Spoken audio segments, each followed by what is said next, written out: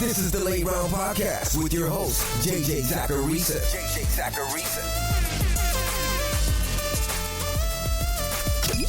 What's up, everyone? It's JJ Zacharisa, in this episode 903 of the Late Round Fantasy Football Podcast, sponsored by Underdog Fantasy. Thanks for tuning in. The shortest Late Round Podcast episode of the week, it's this one, the 10 Trends episode. This is where I give you 10 data-driven nuggets that could help sway you one way or another about a particular player or a team. I won't always have a strong take about what I'm saying on this episode, but the information I provide might make you think twice about a situation in fantasy football. But yeah, it's 10 trends. It's that simple. Now, before we get to those trends this week, I wanted to let you know about something cool happening over at Underdog Fantasy. On Wednesday, September 4th, the day this episode is published, Underdog is dropping something special. If you hate when one of your entries gets ruined by a vulture stealing your running back's touchdown, then you'll love Underdog's vulture protection. If you select a designated running back to score a touchdown in your pick'em entry and they get vultured, Underdog will rescue your entry. You can learn more about it on UnderdogFantasy.com. And when you're there, sign up with promo code LATEROUND. Not only will you get access to these cool promotions, but you'll also get a deposit bonus and free copy of the Late Round Draft Guide. That's by signing up using promo code LATEROUND and then making a deposit. And that's all at UnderdogFantasy.com. Now let's get to this week's 10 trends. The first trend this week is about the Baltimore Ravens offense. Last season, the Ravens led the NFL in plays run with a lead. That resulted in them finishing the year with the lowest pass rate in all of football. But what's wild is that their pass rate over expected actually ranked 11th in the NFL last year, according to NFELO, which is a great resource, by the way. It's nfeloapp.com. And what that means is that when you give their offense a little bit of context, they were way more pass heavy than you realize. If the Ravens take a step back this year, which is almost definitely going to happen because they were so good last year, it's going to be hard to consistently be that good. They could easily see a more pass heavy approach overall. And that should honestly be the expectation. Now, another team-level trend has to do with Pittsburgh. Arthur Smith is now offensive coordinator for the Steelers, as we know, and his offenses typically don't feature a lot of 11 personnel. This is another poll from NFELO. But on first downs only, Smith's Falcons last year ranked 32nd in its use of 11 personnel, or 3 wide sets. In 2022, they were 31st. In 2021, they were also 31st. We're going to see George Pickens on the field a lot, but it's going to be interesting to see if a second wide receiver emerges in Pittsburgh, because that wideout has a shot to see a relatively decent target share if things hit. Because fewer wide receivers on the field means there's fewer alternative options to go to when a quarterback is throwing the ball. Now, I'm not really optimistic about anyone, but it's at least something to watch. I was cool with drafting Hollywood Brown this year, along with basically any Chiefs pass catcher. But with this being a 10 Trends episode, I gotta call out a trend about Hollywood Brown. Brown has played in the NFL for 5 years. He's seen his yards per route run rate drop every single year of his career. It started at 1.81 as a rookie. That's a really good number for a rookie. Then it was 1.72, then 1.61, then 1.44, and then this past year, it was really poor at 1.25. There's a lot of volatility to Hollywood Brown's overall profile right now. Now, I bought into him, Rice, and Worthy because I'm very, very bullish on this Chiefs offense this year. But there's no doubt some concern surrounding Hollywood Brown. There's been a lot of talk about Chris Godwin playing more in the slot this season. And fantasy managers, they're excited about the possibility. In his extremely, extremely small preseason sample, according to PFF, Godwin ran 2/3 of his routes out of the slot. That was more in line with what we saw from 2018 to 2022. But in 2023, last season, his slot rate fell to 37%. Now, if you recall, last season, Chris Godwin wasn't that great of a fantasy asset. He finishes the wide receiver 35 in PPR points per game. During his previous 4 seasons, he was wide receiver 2, wide receiver 15, wide receiver 7, and wide receiver 14. But this isn't as simple as he played less in the slot last year. That's why he was bad. That's only part of it. And honestly, it's not even the biggest part of it. Last year, Godwin's yards per route run rate and his targets per route run rate, they were right in line with his career averages.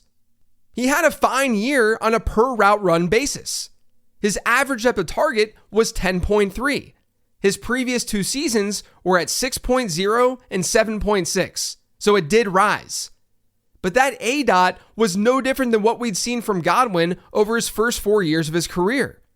His target share also not that different. In fact, last year, Godwin's target share per game rate was the highest of his career. One of the issues in 2023 was his catch rate. It fell to levels that we haven't seen from him since he was a second-year player. It was 10 to 15 percentage points lower than what he'd experienced with Tom Brady.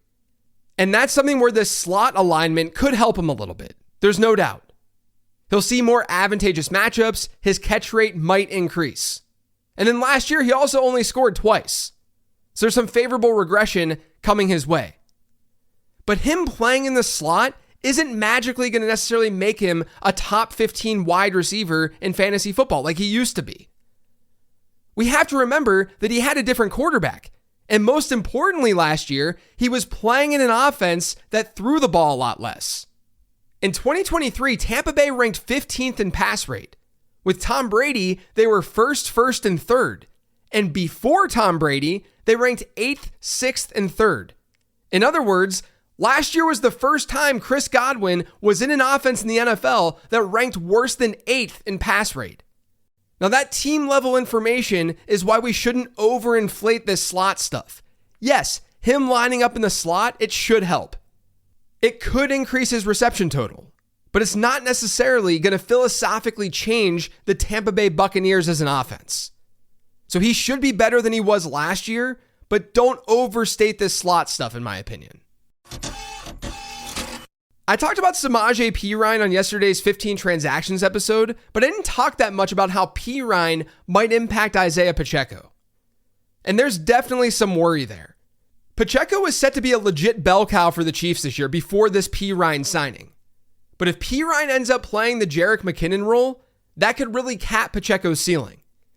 McKinnon missed 5 regular season games last year. Pacheco was active for 4 of those games. And in those 4 contests, he finishes the RB4, 8, 28, and 2 in weekly PPR scoring.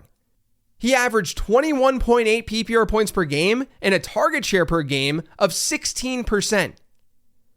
Now, when McKinnon was active last year, Pacheco's PPR points per game average was 12.7, significantly lower than that 21.8 mark. His target share per game rate, it was 16% without McKinnon. It was 7.9% with McKinnon. Now, it's a small sample, sure. But if Perine plays the same role that McKinnon did, and yes, that's still an if. I don't think we can just assume that happens.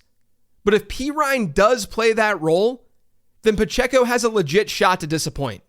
But fortunately, for any of you who drafted Pacheco, the Chiefs will be better offensively. It's an offense, like I said earlier, that I've invested in, that I feel good about. So I highly doubt he's as low as that 12.7 PPR points per game number this season. There's a good chance that the Dolphins, Lions, and 49ers see fewer touchdowns in 2024 than they had in 2023. At least compared to the rest of the league. Who knows how this kickoff rule is going to change scoring? But since 2011, there have been 26 teams with next season data who hit 3.3 offensive touchdowns per game. The 3 teams to get there last year were the Dolphins, Lions, and 49ers. Now, of those 26, just one of the 26 ended up scoring more touchdowns per game the following season.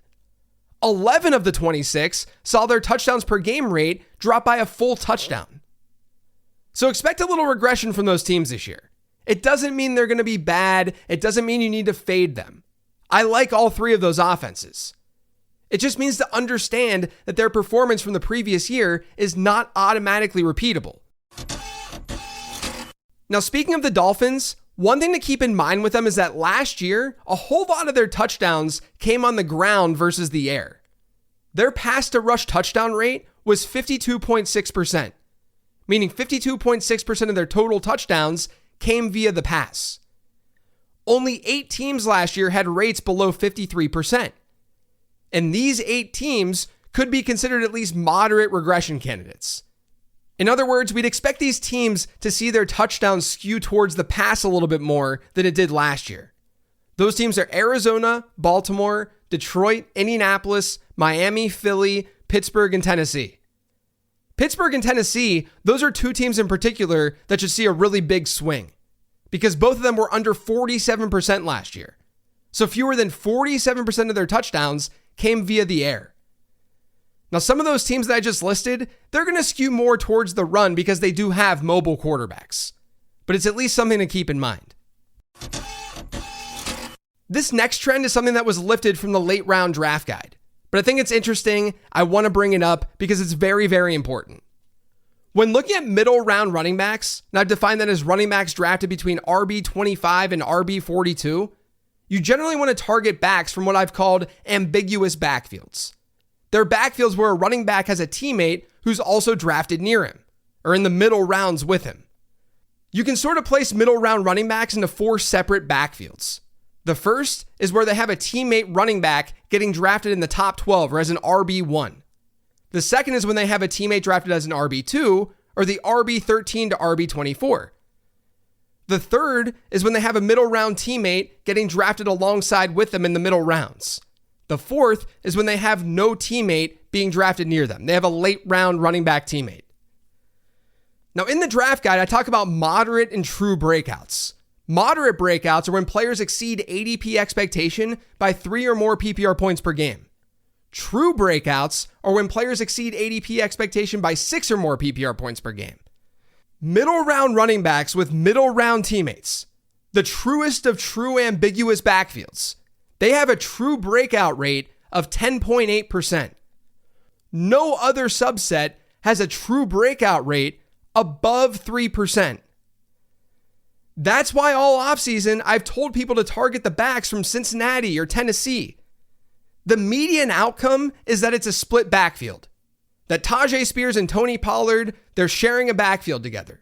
That Chase Brown and Zach Moss, they're just sharing a backfield.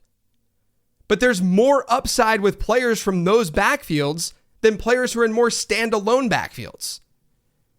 And upside in most rounds, but definitely the middle rounds, that's all we should be caring about. Continue to target those ambiguous backfields. And even if we're past your draft, you know that you can trade for them right now too. I surprisingly ended up with a decent amount of Kenneth Walker this year across my leagues. His early down explosiveness, his touchdown scoring ability, that's never really been in question. It's all about his receiving. Walker failed to hit a best season reception share in college above 9%. We usually want our prospects to be over the 10% mark. Now, fortunately, he had good marks elsewhere.